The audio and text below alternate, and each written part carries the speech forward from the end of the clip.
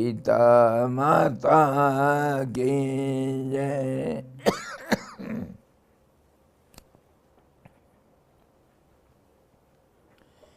Hari Om.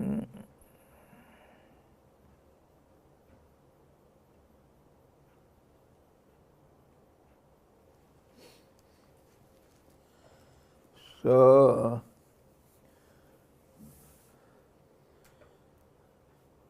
we are entering into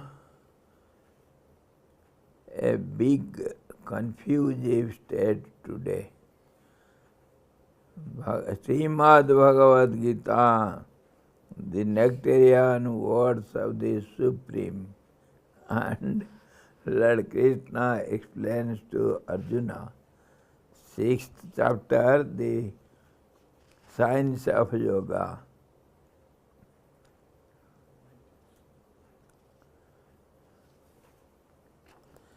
See now what all the complications will come. Yesterday we saw the 27th sloka, Prasantamanasam hi enam yoginam sukham uttamam upeiti santarajasam brahmabhutam akalmasam. Supreme bliss verily comes to this yogi, whose mind is quiet, peaceful, whose passion is quieted, who has become Brahman and who is free from sins. Okay, today we shall see the next.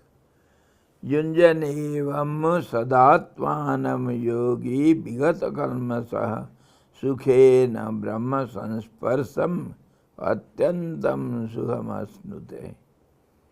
The yogi, always engaging the mind thus in the practice of yoga, freed from sins, easily enjoy the infinite bliss of contact with the Brahman, the eternal. He has left the contact of the senses mind with the sense objects. Now he has been contacted with different contact and contract. Now he has taken contract of the Supreme. He is the contractor now. He has left the small contract of the world and now he has accepted a bigger contract where infinite bliss and unimaginable wealth we can get as a profit. The yogi always engaging the mind thus in the practice of yoga. While practicing this, we have to understand very clearly, freed from sins. Sins are those thoughts which are obstructive in our ways. We have seen, we have discussed it nicely, clearly. Sins are those actions which are obstructing in our path. Path of what? Achieving the goal. That is called sin.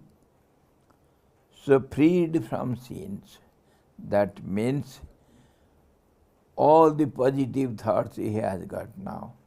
And that also we have to withdraw these thoughts from the contact of the objects of senses. And now he is practicing again and again, withdrawing those thoughts and centrifying on the center of absolute equilibrium. So in this way, what happens when we practice this? Sometimes, of course, we see the mind, the thought waves, they are little shaking, and it is outgoing from the center. That means maybe sometimes having contact with the objects which are beneficial for us, such as good characters, good habits, that will be helpful in our path. Practicing these celibacy, truthfulness, simplicity, mercy, non-violence, all these are good thoughts. They will be beneficial, but when you are punished and you have been handcuffed with a golden chain, what will you think? It is of course a bondage. It is not freedom. Whether the chain is golden or just iron, what does it matter? It is a bondage. Similarly, these good thoughts also, they will not help us till the end. Up to some extent they will help us, no doubt in it. That's why all these are prescribed for a sincere seeker. They will help us, no doubt in it. But how far? They are not always with us. We have to say goodbye to everyone. Goodbye, my dear. Enough I have been with you. So much you have done. I am really grateful to all of you, my dear good thoughts. But now I goodbye everyone. Let me go all alone. All alone. In this way we feel sometimes. So this practice means it is a practice, it is a process.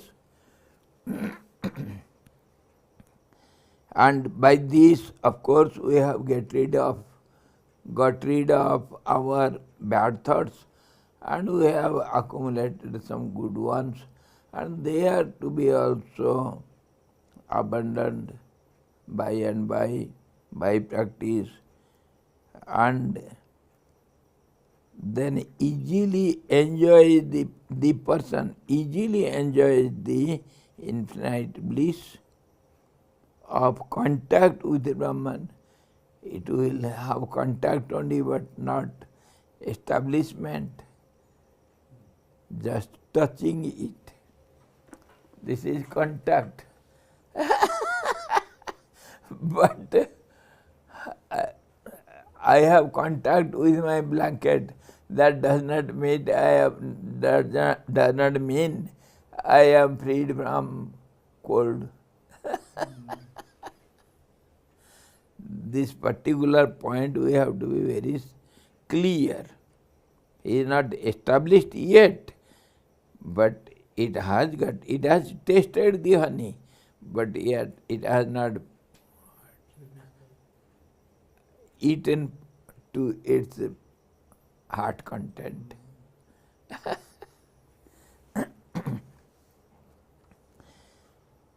So he says, by yogic practices such as the withdrawal of the senses, we are doing it, concentration and meditation, he loses contact with the objects of the senses.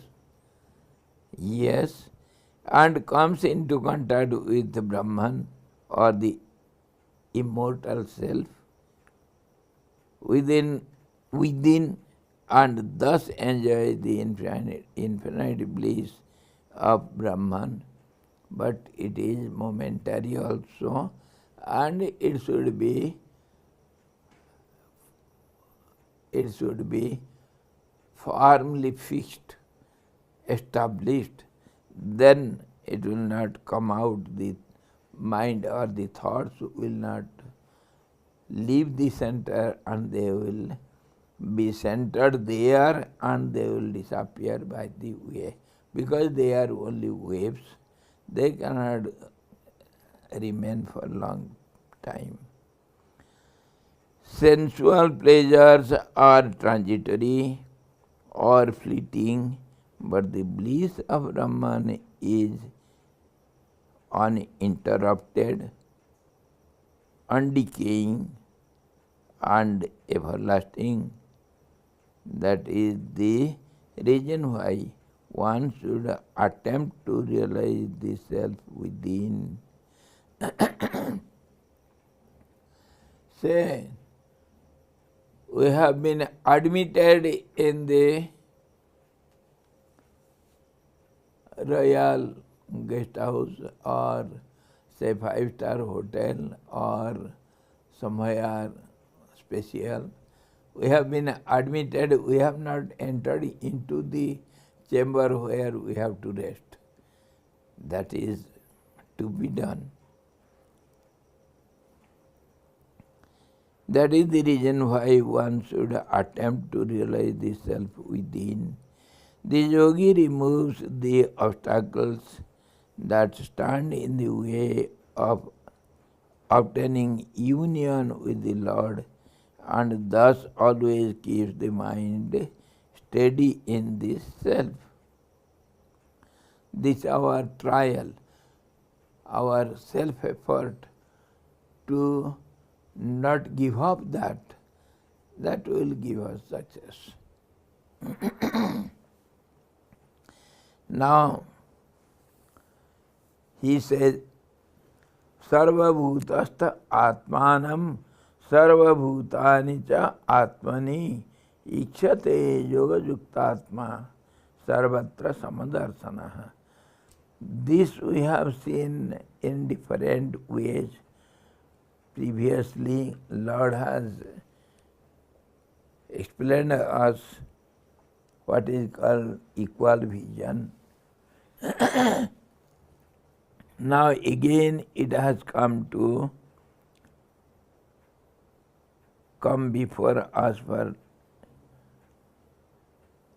clarification, still more clarification we should have. Sarva bhutastam atmanam sarva bhutani ja atmani.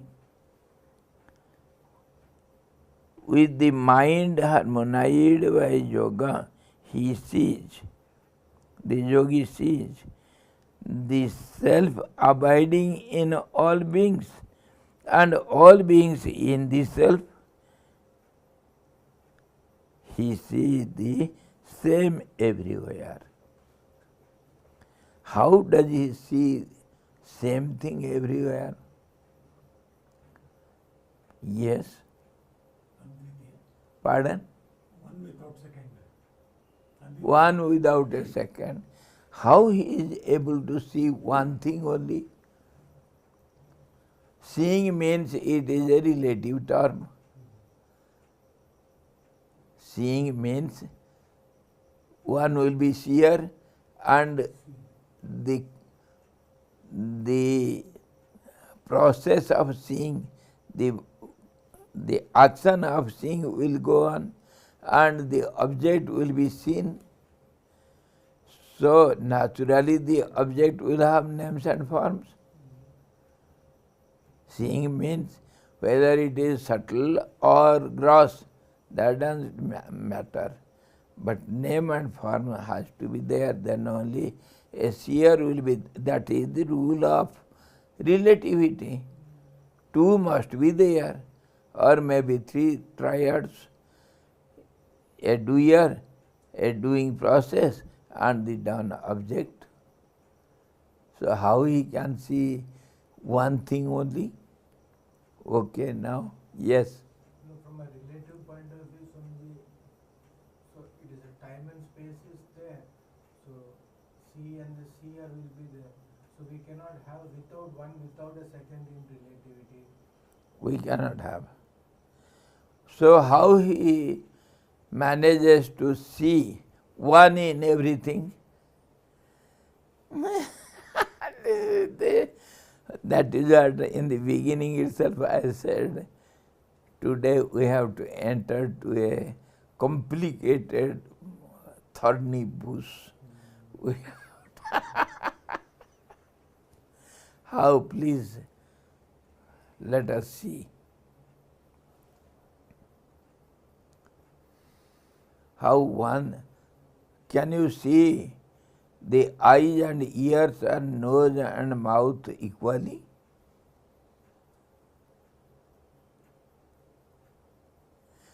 Whether it is outside grossly, physically, or internally the five tanmatras of it, how do you see, will you be able to see without difference?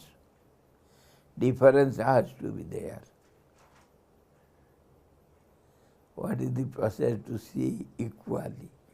Of course, previously also we have seen it clear, we have discussed it somehow. Suni cha eva swapake cha panditaha samadarshina. The realized soul sees everyone with one eye, but how does he behave then? If one thing is seen everywhere, then there is no question of relative transactions. Nothing he can do. He has to keep quiet. But we see the great realized souls, they do everything without any objection. Whatever comes to by the way, they do it. And that point also we always discuss. You should not accept, you should not reject. That also we have always seen. You have to behave properly. Behave properly. You have to live at present and do the needful. You have to fulfill the demand of the time, space and situations. That is not forbidden here for a equal vision person. So how both will go together? This we have seen many times in many ways. So first of all, the example of banana we always bring. Any fruit, fruit will have some skin over it. The skin is never used. It is the name and the form.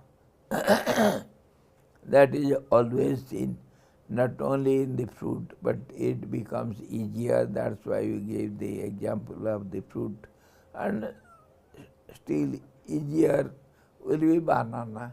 It is easy to peel out and throw the skin and enjoy the inner pulp. Exactly, in everything we enjoy the inner essence and we throw out the outer covering. Everywhere, knowingly, unknowingly, or with awareness, or by instinct, we do all these, but we are not aware of it. Really speaking, the inner essence is always enjoyed, and every object is made up of five aspects or five. You see, we see every object by five layers, we can say, five phases. The overpowering, over-hiding, covering skin or the seed will have a form. It will have all the qualities of it, say color or odor or its smell. Odor means smell, and all other qualities. And it will have touch also. We can touch it, and we can hear some sound of it. Something we have contact with it outwardly also, with the name and form. Form, of course, we see, and name we have for relative contact to express what is, how is, what is the object. We have to use some words. So that word is the name of the object. Say it is banana. Banana, the word we never enjoy. And the fruit also, outer form we don't enjoy.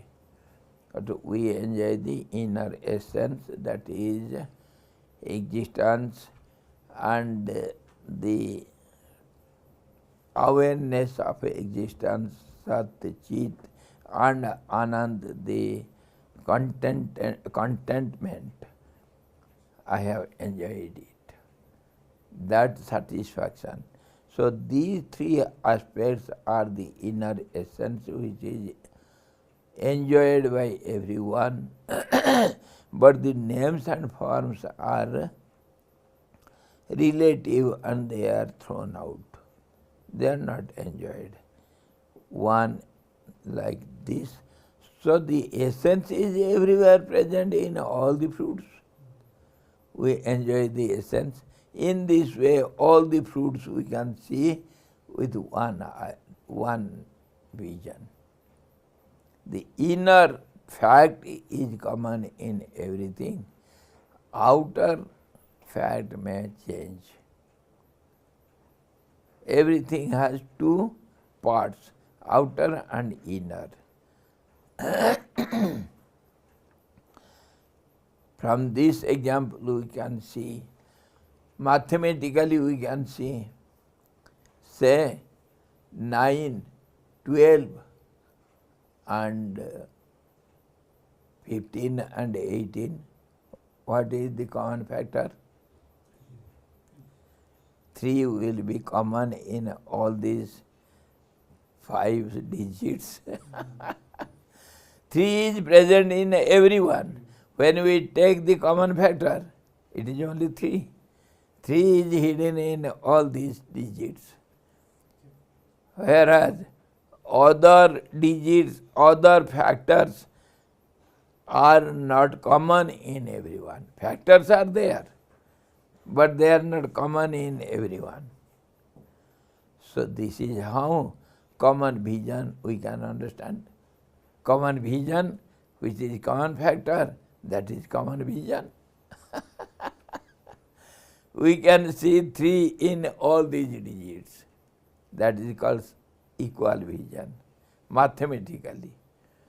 And story-wise, there was some disciple, he came to his Guru, and Guru, he asked some questions, Guruji, I don't know about God, how is God?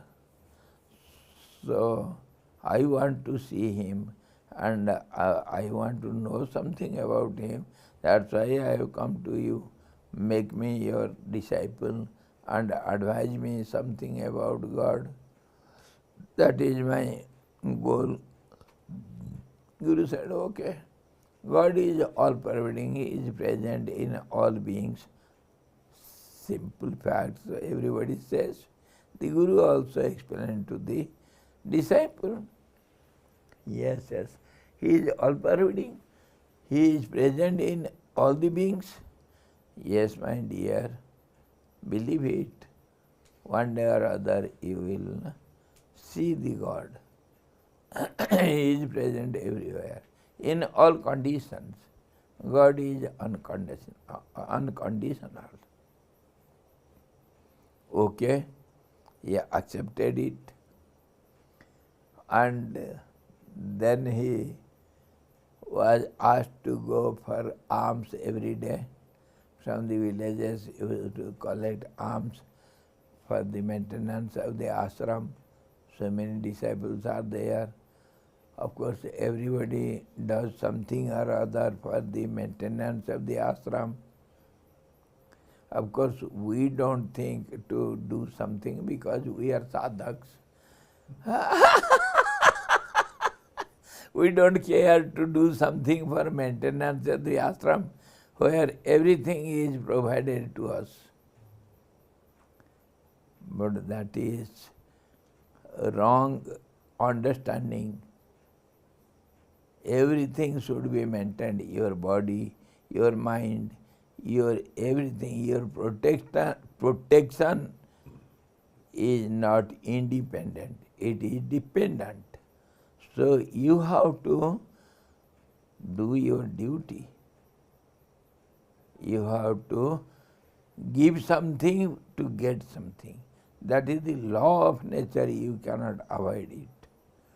If you want to eat and maintain your body, so many things are needed and everything is dependent on others. So how can you be sadhak and not caring for others and sit quiet, and that is not quiet sitting, it is quiet cheating. Right. Of course, in the beginning, everybody will have such ideas, no doubt in it. But slowly, by experience, one learns it. We have to give something when we get something. And we are not independent as long as our body and mind and our being is there. We are dependent. We have to do something for others so that we can get something from others. So all these ashramites, they go for alms, and the work is divided in the ashram. Somebody looks after something, somebody will go for taking care of the cows, somebody will see the cleanliness, somebody will look after the cooking and feeding everyone. Everything is distributed seva. You have to go to ashram of a guru means you have to serve. Without that there is no life. No sadhana is possible. So this boy was going every day for alms. Every day he used to come, bring alms. One day he went somewhere a little far, and he was coming back with plenty of rice and flour and everything. He was very happy, he was coming. And all of a sudden he saw a mad elephant is coming from the front, but the controller of it, Mahant they say, Mahant, he was sitting on it, he had the that iron bar with him, so he can control the mad elephant. But the mad elephant is mad elephant, and it is a strong animal. It can do anything and everything. So the Mahant was shouting loudly, "Oh people, be aware, this elephant is mad. Don't come before it. Divert from your path. Save yourself, or else it will do havoc." Everybody was going aside. This fellow, this This our disciple comes with like a daredevil. Now my Guru has said, God abides everywhere. In every being God is present. So is not God present in the elephant? Yes, my Guru has said he is there in elephant. He will do. God never does anything wrong to any being. That is also taught. God is always auspicious. Whatever He does, it is only for good of ours. So, whatever is done by God, and He is the all-doer, and He is present everywhere, so nothing wrong can happen to you. Everything you have to accept by the will of God. The boy thought in this way, and he was not afraid of the mad elephant, and he was coming. Oh, God is sitting in the elephant, nothing will happen to me. When he comes before the elephant, the elephant did its job, catching it, threw it away, and the boy was hurt seriously. He got unconscious, and he was taken to somehow or other. He was taken to his Guru by the people. Everybody knew that he belongs to that Guruji. Guruji was well known there, so he was brought to Guruji, and somehow or other he was brought to sense. And Guruji asked, my dear child, what happened? Oh, you are most dangerous Guru. I will not obey you. You lie. You told only God is present in every being, and I believed it, and now this is the consequence. I cannot believe you anymore. I would have died till now by believing you. So Guru asked, my dear, what did I tell you? You told God abides in everywhere, in every being, and I believed. God was there in the mad elephant. So why did He do any wrong to me? God never does any wrong to anyone. We are the children of God. This is what you told me. I believed it. My dear, I told, God is present in every being. So every being means only elephant, not the mouth. He warned you, don't come before it. And you didn't hear the other God. And this God, elephant God, you believed. Now the boy came to understand, oh God, all pervading means even the elephant and the controller of it, and everywhere God is present. I believe it partially only. I thought I am believing Guru. He came to understand. In this way, we hear something, but we don't understand. God is all pervading means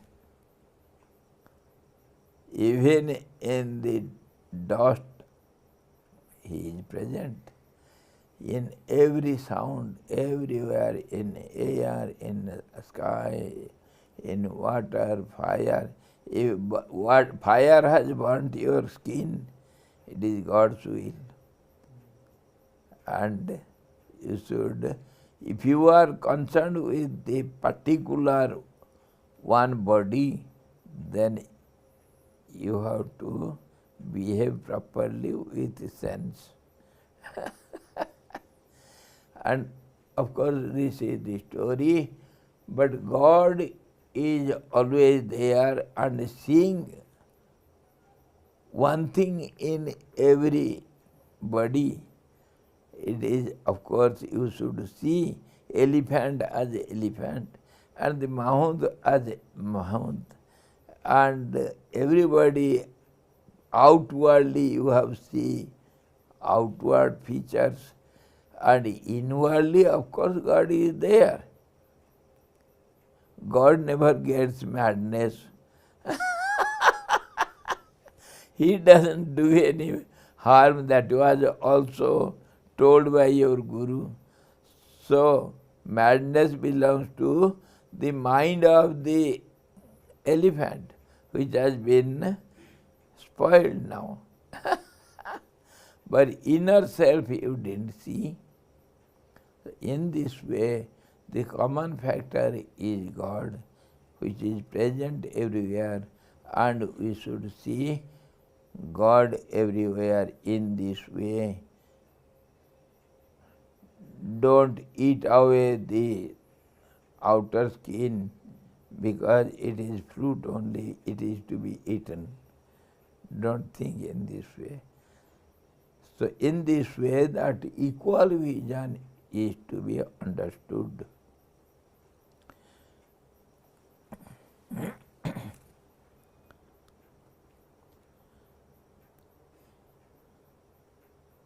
Sarvatra samadarshana.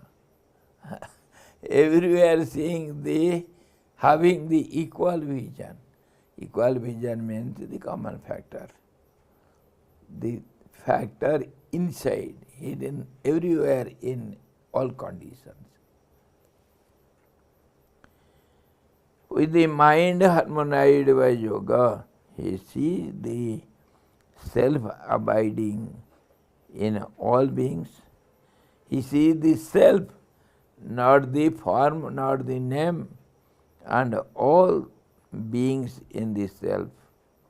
All beings in the self, all self in all beings. How it is to be seen, how it is to be understood. One thing in everything, and everything in one thing. One in all in one. How it is. This is also a complicated factor to understand clearly. How one is everywhere, and everywhere everything is in one. We take simple examples, and whenever you don't have any examples, take your own body, your own self, all the examples you will get in a person. Every example is there present. When I am one or many? I is one only. And the same I is all pervading as a body, in the body. So it is present everywhere, in all parts, in all the cells, in every individual cell. I am present. So in this way, if some thorn pricks to my thumb, I am aware, I am present there. And some honeybee comes and stings my head, I am there also present. So I am present all over the body, and I am aware of all over the body. As a body I am one, but as limbs I am many. Body is present in all the limbs. The hand means body, the fingers means body, the leg means body, the back and front and nose and eyes, everything is body only. This way, everything is in the body, and body also is present in all these. So one in all and all in one. as a analytically, as a group, whole totality, it is one, and when individualities are concerned, it is many. So many are within the group, so they are present in one. And that one is all pervading, so it is present in all. In this way we have to be clear.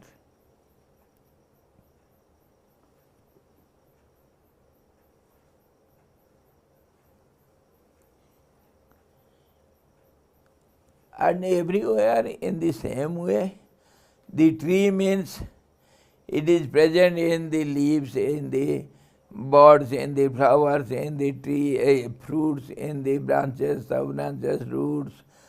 Everywhere the tree is present. And all these are in the tree. The tree is present in all these parts. So everywhere we can see one in all in one. And we behave, our relative transactions are with many only, which is one. So we behave with God, but we forget it. This forgetfulness is the cause for suffering. If one is aware of it, no question of any suffering nor enjoyment, he is one with everything. This is called the equal vision also, and one in many, many in one. This is how we can see the God is present in all the beings, and all the beings are present in the God.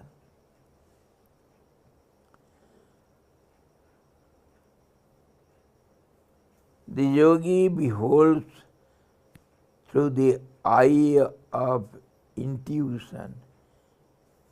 This is called analytical eye. Jnana Chakshu or Divya Chakshu, oneness or unity of the self everywhere. This is a sublime and magnanimous vision indeed. He feels all indeed is Brahman. He beholds that all beings are one with Brahman, and that the self and Brahman are identical. Body and the hand, they are identical, they are not different from each other. When we behave, this difference is cause for our transactions. We behave differently with hand than the leg, though they are the same parts of the body. We have the equal vision. We have the feeling that it is only I, but yet we have difference in behavior. This is how the seeker should be aware of it. That awareness is enough. Let him do whatever he likes. That will not bring any contradiction to him. Contradiction means misunderstanding or confusion. And then he says, Lord Krishna explains further, Yo mam pasyati sarvatra, sarvam cha mai pasyati, same formula. Same formula, again it is centered on I. I means Lord Krishna, means the universal being, the one absolute, the total being, the total being, the group, name of the group. The group is universe, creation, and The totality is called Lord or Absolute, and Lord Krishna as an individual is always aware of the total body, so he acts in that way. Anyone can do it if that continuous awareness is there. It is said Lord Krishna, he played the part of the full incarnation of the Supreme. So, in his life drama, he had only forgotten that awareness for 3 moments at 3 stages of his life.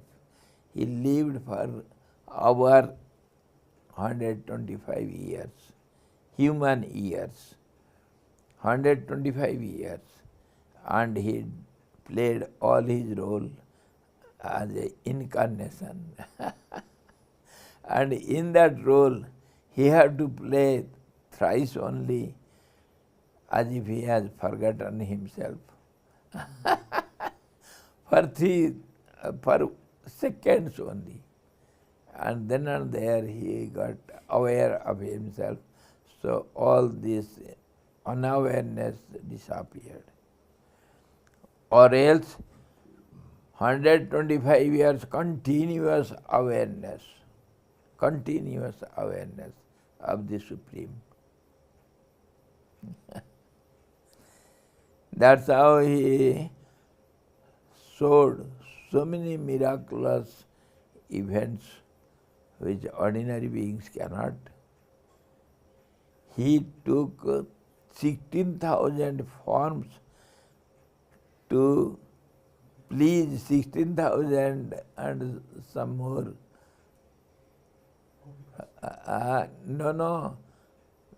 Queens. Then only he was called Purushottam. Purushottam. So it is something extraordinary. We cannot even imagine of it. Anyhow, Lord Krishna again says, Yo mam pasyati, one who sees me, sarvatra, everywhere, sarvam chamai pasyati, all these names and forms within me, that same thing we can apply here. The group in every being and every being in the group. The group master, the ringleader is Lord. The ringleader. Surahagragatyam. Natkati, the mischievous one. Hanji. Tasyaham na pranasyami, na tasame pranasyati. And there is, when one sees in both ways together, then for such a person, there is no question of differentiations. So, neither he has to respect me, nor I have to respect him. It is one feeling of oneness. To bring that feeling of oneness in all conditions, he gives this explanation. One who sees me in everyone and everyone in me, he is the real seer, and for him or for me, there is no question of relative transactions. There is no question of respecting or disrespecting. For such a person, we have seen great devotees who sees Lord everywhere. They behave quite irreverently to our worldly conditions. They behave quite madly, worshipping the dogs, or dog will become the Narayan. Whatever the devotee sees everywhere, that has to happen. And the idol, the stone idols behave like human beings, living beings, or the trees, or the stones, everywhere. Such miraculous visions we have seen on the life of great devotees and who are of firm faith, unshaken faith on Lord. Yes, Prahlad. Prahlad, of course. And that is of course old history. And in recent history also we see so many miracles. Guru Ayurappa, Lord turned his face backward. So many miracles, everywhere it happens. It is for him who has this vision, who has vision without differentiations. He who sees me everywhere and sees everything in me, he never becomes separated from me, nor do I become separated from him. And it is seen when the devotee by some misunderstanding was beaten, the Lord is beaten. And Lord showed the body, see, you beat me, though the police people or other, the audience, they beat the devotee. It went to the Lord. So all these are miraculous happenings we have seen.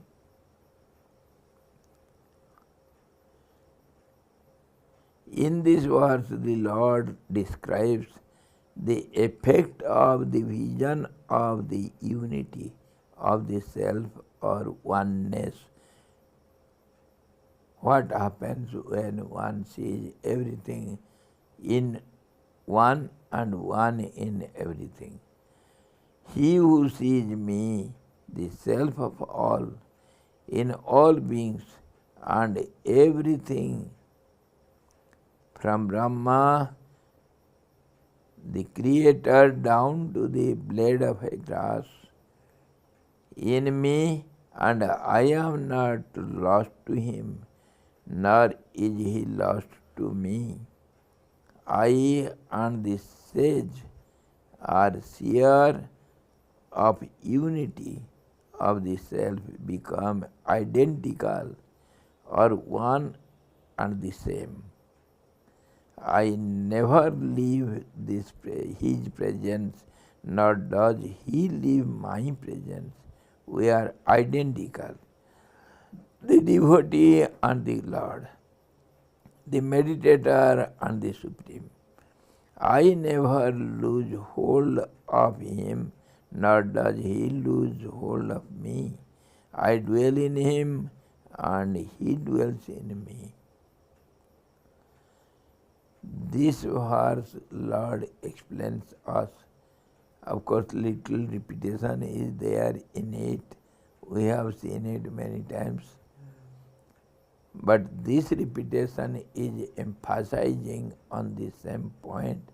What happens to the person who is merged in the Absolute, one who has become one with the identical with the Supreme? How does he see? How does he behave? How does he act? So tomorrow we shall see Sarva Bhuta Sthitam Jo Mam Bhajate Ekatvamasthitah Sarvatha Vartamanopi Sajogi Mai Vartate. He abides in me only. One who behaves in this way with equal vision, He always abides in me only. He is not different from me.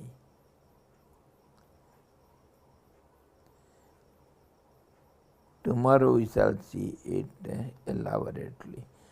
Hari Om Purnamadaha Purnamidam Purnat Purnamudachyate Purnasya Purnamadaya Purnamevavasishate. Om Shanti Shanti Shanti. Sadguru Bhagavan ki jai, Sachidananda Bhagavan ki jai, Krishna Bhagavan ki jai, Gita Mata ki jai. Hari Om.